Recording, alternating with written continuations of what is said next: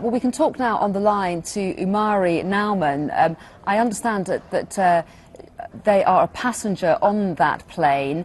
Umari Nauman, thanks very much indeed for talking to us. Explain to us what happened to you this afternoon.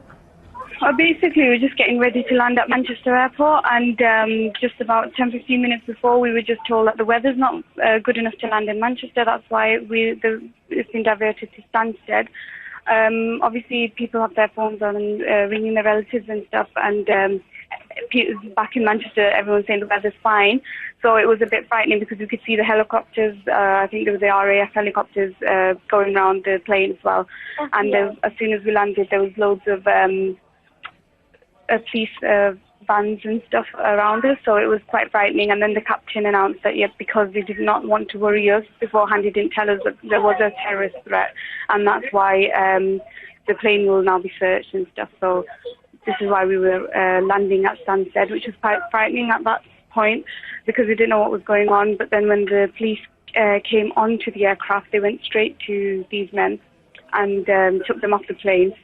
And then, obviously, everyone talking amongst themselves, and the cabin crew informed that they tried to come into the cockpit, I think, a few times. And because they'd been asked not to do that, they got into an argument with the crew and made a few threats, which has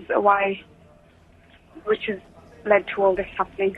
And how did you find out about that? Did the pilot actually relay that information? Did they talk about it? The pilot has just announced that because there were some terrorist threats, this is why we've been diverted to Stansted. But the cabin crew and everyone that was sitting around the two people that have been arrested, this is what they've related to the rest of the passengers on board. Golly, so quite an experience for you there this afternoon. So the two men were taken off the plane by police, as you say. So what happened next? Well, they went off the plane saying that, this is what happens when you fly on PIA, etc. And I just saw out the window that they were being searched and then just taken away in police cars and nothing else really. After that, they just told us to leave everything, but all our baggage, wallets, purses, even baby bags, everything on board. The only thing we could take was our passports for identification. And we've just been piled onto these buses, and I think we've just been taken to be interviewed and stuff. So are you expecting to have to relay what happened to you at all? Have you been told that you're going to be asked questions? We've not been told anything. All we were told is to leave everything on board and just get off the plane. And it was literally raining. We've got no coats or nothing, not been given a chance to open our hand carries or anything, just been taken off the plane and sat into these buses. I don't even know where we're going. We've not been informed of where we're being taken either. So give us an idea. You talked about RAF helicopters. We understand that RAF jets were scrambled to escort the plane to the ground.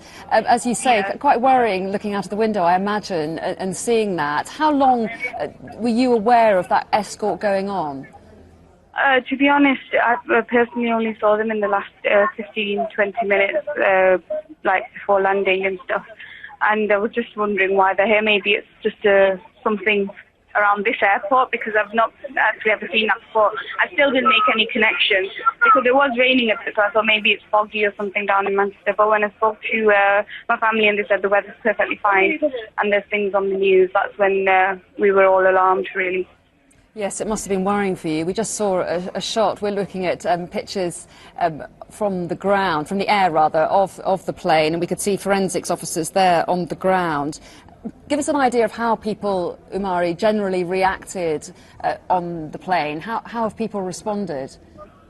Well, everyone's, people that were around me, I can't speak for everything said on the plane, but we were worried because their families with children and stuff.